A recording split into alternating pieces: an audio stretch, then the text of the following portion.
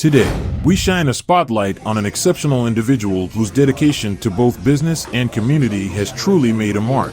Join us as we delve into the story of Al Edmondson, a remarkable business owner, community activist, and leader who's been instrumental in driving positive change. From his entrepreneurial journey to his impactful role in shaping his community, get ready to be inspired by the incredible story of Al Edmondson. When I think about love, I think about my grandmother.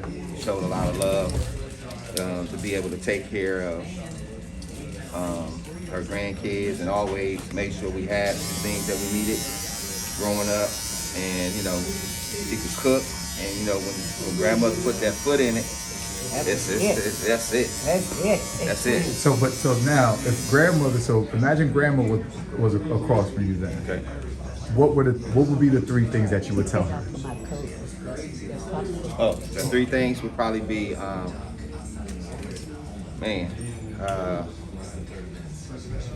that one, I still love her, which she was still here. I still wish she was here. And then secondly, I would thank her for investing in me, and I would thank her for being my grandma and nobody else's. I'm jealous. I'm selfish. I'm selfish with that, as it should be. Because she was all things to the family. That's funny because hearing that means hearing you explain that she was the embodiment of love. Yes. Yeah. She was everything and anything. She showed it first. Yes. And then she was able to then give it. Yeah. To the point where you understood it. Yeah. That's a beautiful thing. Yeah, grandma was good back in those days. Because and I think that's what in our society today need a good grandmother. Because the kids now these days are being raised by teenagers like my mom was. Had me at 16, so she didn't know how to be a parent. But grandma stepped in while she still had to finish high school to be able to make sure her grandbabies were taken care of. And this guy yesterday said one thing about parenting is when you have grandchildren, that's a blessing. Man. That's a blessing. Man, when you can have see grandchildren, it's a blessing. Like when your daughter or your son has one, we spoil them. So just like you love your grandmother, I love my grandmother. And my grandmother is in Ghana right now, all right? And I call her still on FaceTime. And there's days where I have my children with me, and I'll just call her just so she can see her grandchildren, like her great-grandchildren.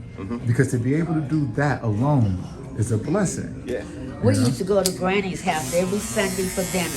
That was the traditional in Huntington, West Virginia. I'm from there. Every Sunday, we either went to my mother's mother and dad's house or my dad's mother and father. Oh, we did that for years. And didn't that build like a community a little bit? Oh yeah, it was lovely. And sometimes it seems like we're missing some of just those little things of someone that's going to be willing to say, you know what? Because you know what, grandma knew. Guess what? She was going to have to clean up after. She was going to get frustrated because someone's going to say, but she was willing to accept all of that. Oh yeah. All of the good and all of the bad. Yep. To be able and willing to do it. So, man. And they forgave us for the stuff you did. Can you hear that? You say, listen to that for real. They forgave us. And sometimes we don't even give that level of forgiveness, even down to our communities. Right. Of how are we supposed to feel protected and loved if I do something and it's off with the head. When grandma used to be able to whoop us and then love us and kiss us after it was all said and done. She gonna say, baby, I still love you though, but you gonna take this licking. Turn on over. Remember when? Turn on over. And then the neighbors will whip you too. And then grandma and their mama. Oh, you got those spankings. See, and that's where now we're trying to also bring back into the community, even since technology is taking over. How can we be each other's brother and sister, even if we can't physically be around each other, but digitally? What can we do to be a part of community? I think that just using spaces like the barbershop, beauty shops as hubs where we can have these conversations. Like even when you look around here, we got books for everybody, the kids, the older kids, the adults, the golfers. And so barbershops and beauty shops are the hub where people came to gather and do things and talk about politics. We talk about, you know. But the spaces that this place creates are safety.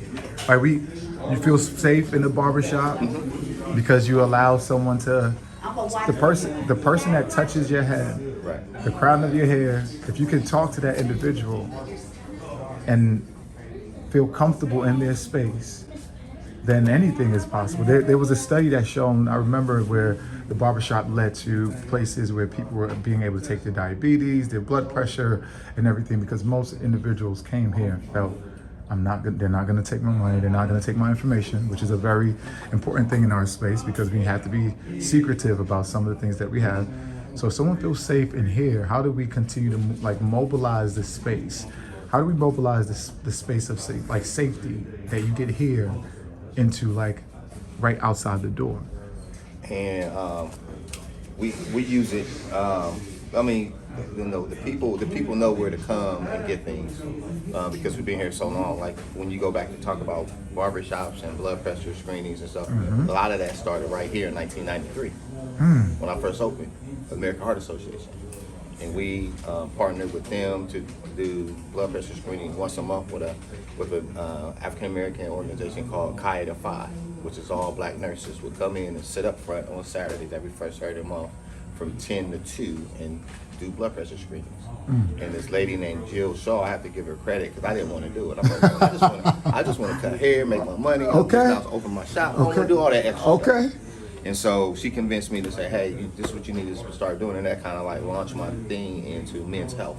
And then after we moved from that, we moved into prostate cancer. And so I would go around and talk to groups, especially black men, about the importance of stress eating that circle around prostate stress cancer. Eating, that is a very big. That's what kills us. Man. I mean, we already under a lot of stress as a black man. And we got to provide for our families, and then the type of food that we put into our bodies. You know, now everything's herbs, or they're finally getting it now. But you think in 95 to 2010, all of that wasn't happening. And so, places like this that people come in because you got access to them, they're going to come because we got great barbers. My barbers are the best in the city to me, and they got a big clientele. So you don't have no choice to be come in here. We got to turn people away. But that's what I I love the guys I have here, and we make it happen. How does it feel to be? Because when I heard you say that you didn't want to do it up front. Yeah, right. How was it, listening to God and seeing, oh man, if I actually listen, there's a benefit to this. What was that like? Yeah, he talks to me a lot, and I'm glad he still does because sometimes I don't deserve it. But needless to say is that I'm thankful that he does use me in this neighborhood as a friend to a lot, to a leader as a lot of people, and then as a help to a lot of families and things in our community. Because just yesterday we fed almost 200 kids, families, in 2 hours, and it shows the need that people are hungry. They might have they may not have the cash to buy the food, but if we can provide this one meal for this day, that's good. They can make it to the next. And so. I appreciate those opportunities that present itself because, like I said, sometimes I don't be wanting to do this stuff. Somebody said, man, what we going to do? How about this? What we going to do about that? I'm like, okay, let's do something. Let's do something to help the people and bless them. And that's where we get our foundation is helping other people. I believe is that, we got to start looking out for this next generation as we grow older. And I think that it's necessary that men in our community start to step up as men and put things back together in a community because we can, as men, we can stop this gun violence. We really want to. And so, but when they see us stepping up, caring about these young men, like we have a mentoring program, caring about them, we loving on them and telling them there's another way, then we'll see our blessings in the future. Yeah, it's beautiful, because even in the Bible it says, Ephesians 6, fathers, raise up your children. That's an action item. God gives action items. If he gives you an action item, if you stick to it and do it, there are blessings that come out of it. No many how you have, but as long as you do. Listen, as long as you do it, that is a very big thing. So now, being that you are so engraved in community now, and this is a part, it is a part of your lifestyle. Community is like you leave like yesterday. You just said it as if it was like, he's like, oh, just yesterday we went and fed all of these individuals. That means community means a lot to you. And it is a part of you. And since it is a part of you, how do you kind of champion making sure that everyone that you touch, it becomes something that is important to them? Because someone can get fed and forget that tomorrow, like, it came from a sense of community, or it came from a sense of love and togetherness.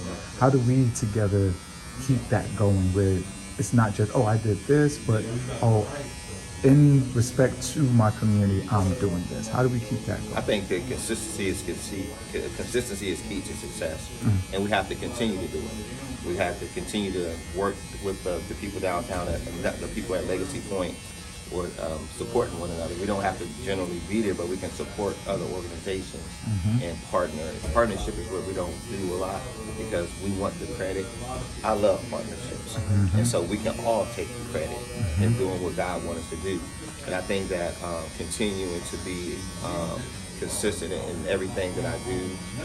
We still have blood pressure screenings coming. We still partner with the Legacy Point.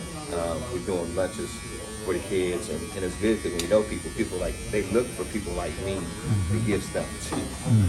You know, like the health department, we got sanitary equipment, we got food we get, from Faith Mission food. They'll drop food off here at the barbershop, and people know to come. I'll make a phone call down there. Everybody coming to get eggs. They come to get cabbage. They come to get sweet potatoes and corn and all those things like that. So I can call somebody and say, hey, send out a note. We got food at the barbershop. People come down here and get it.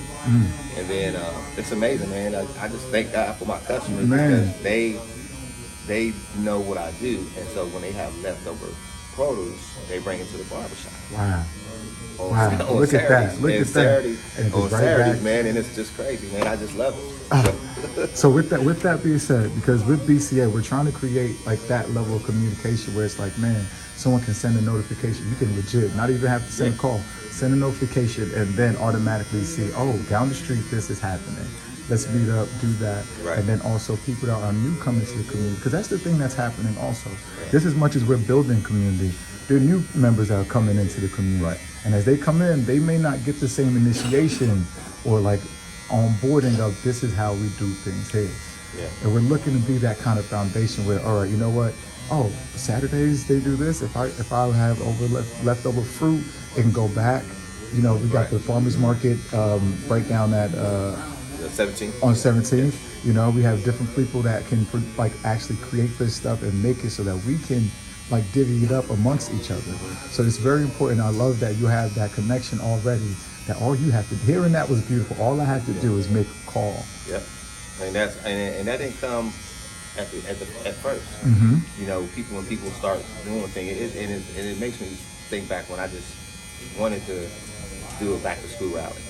And because all the kids and in here didn't have school supplies and so forth. And I said, you know what, I'm gonna do something in the neighborhood that, you know, bring back some of the old traditions. It ain't new, it's just reinvented. And it's revivals for a reason. And we would just reinvent it, and so we just start doing hot dogs, and then the thing that I wanted kids to understand is that music-wise, you know, all the hip-hop, but I had gospel artists rap. Okay. So they turn their ears to something positive.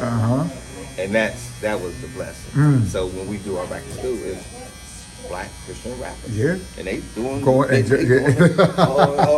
things, but you gotta listen to the lyrics. Exactly. Because you're gonna take it home with you. Yeah. You're gonna take it home. And so just changing the good to the bad is, one thing I try to do my best and, just around that area, just introducing people to new stuff. We got books in here now for the kids, so there's no excuse why kids can't go over and read those books. And we got a resource table that when you leave here, you're gonna leave with more information than you have. You can learn about this if you need a job, if you need help with restoring your citizen right, we got somebody to do that. So barbershops and these hubs like this are in our community, but I would like more people to step up and do it, but we are intentional on making sure this neighborhood is taken care of, and people are watching, and so we're able to, again, my thing is I'm able to talk to the people in the Linden area, the people on the south side, and we still talk, and there's no competition because, what works over here, works over there, work over there, and then what works over here can work over here too, so we partner, and that's why I like, that I have to have connection where I can call somebody, hey man, what y'all doing over there around food, or what are y'all doing over around what kid stuff? So do you need something? Because I got some extra stuff, I'm gonna take it to you, if you can use it. But and it doesn't go to waste. One thing God doesn't want. Yeah, and that's I think that's what my grandmother instilled in me, giving and loving on people. Well, I like the way you brought a full circle back to her, so I'll let it wrap up with that. I appreciate you for what you've done in the community and continue to do, my brother. All right. God bless you. Thank you. God bless you. All right. Thank you. All right, well, Appreciate it. True. yeah.